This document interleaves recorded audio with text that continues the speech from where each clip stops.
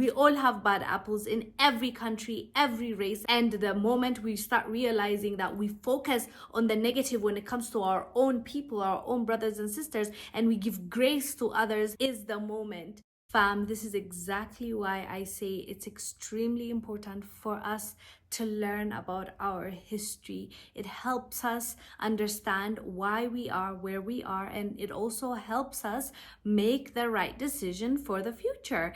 And it just brings me so much joy to talk about this young brother I found on TikTok. He goes by the name J Chronic on TikTok, and he posted a video talking about how he just found out what Nigerians did for South Africans during apartheid and how much they sacrificed or contributed so that South Africans, Black South Africans, can be free in their own country. Nigerians used to voluntarily pay tax to help South Africa liberate themselves from apartheid. I'm gonna repeat that again so that this sinks in. Nigerians used to pay tax to help liberate South Africans from apartheid. Mandela tax. The people that South Africans beef with the most are the ones that help them the most. My brain is not comprehending. It can't, guys, it can't. Shout out to you Nigerians. Much love to you guys. I'm not speaking on behalf of South Africans. Me personally, I've got so much respect for you guys. I literally just found out this just now. Just now I'm finding this out that y'all did that. That your paychecks gave freedom to South Africans.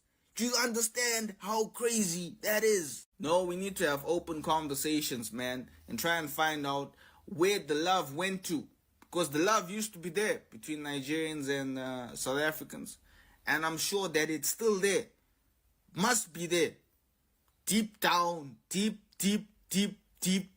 down, there must be love for Nigerians and South Africans with each other. We need to find out and get that back so that we can start working together. Because no, man, like, do you understand that level of unity? To say all of us we're gonna be paying taxes to help a country. Whew. Yeah. Sorry guys, it just blew my mind and I had to just make a video about it. Nigerians used to pay tax in order to help South Africans liberate themselves from apartheid. Some of you don't believe it, so let me show you what happened for me to get to this information. First and foremost, it started with this video. And I just want to say this video does not justify the criminal activities done by some Nigerians here in South Africa. Me appreciating Nigeria is just acknowledging some of the good Nigerians who unfortunately don't get recognition because of some of the bad Nigerians that are here in South Africa. I'm acknowledging that they're the ones who contributed to freedom of speech here. They gave us our freedom, right? They contributed to us having our freedom here in a major way. I wouldn't be able to do what I'm doing if it wasn't for those good Nigerians. So that's what I'm appreciating. Anyways, let's go on to the video. Many individuals called for my release. Loudest in that call was the government and people of Nigeria.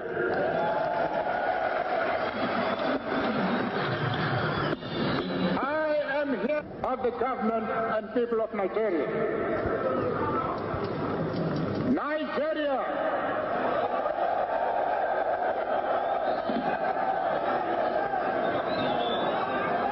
has given us a lot of financial and material support.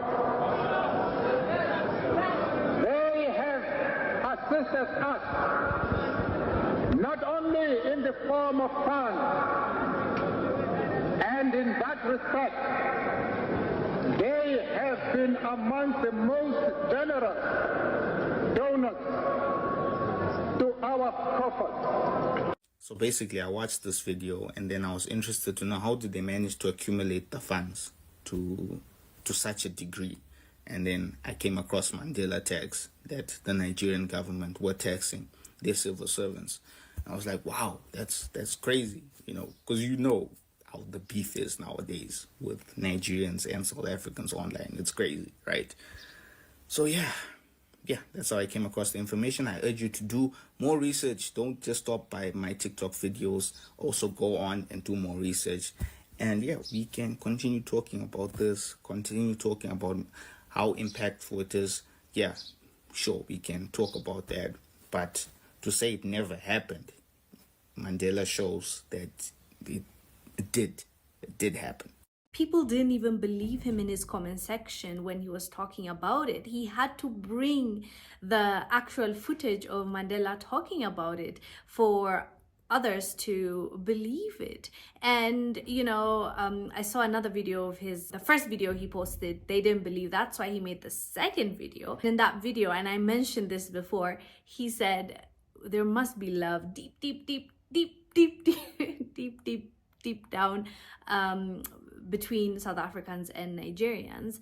And during this day and age, like 2024, there's a lot of divisiveness, hate amongst one another, and a lot of it comes from not really realizing who the real enemy is, not really realizing that we're just fighting with our brothers and sisters. Some of it is valid, as our brother mentioned, and some of it's because, like, as a human being, you have a reaction to it, or getting defensive because you believe that a certain group of people, let's say, is committing a crime.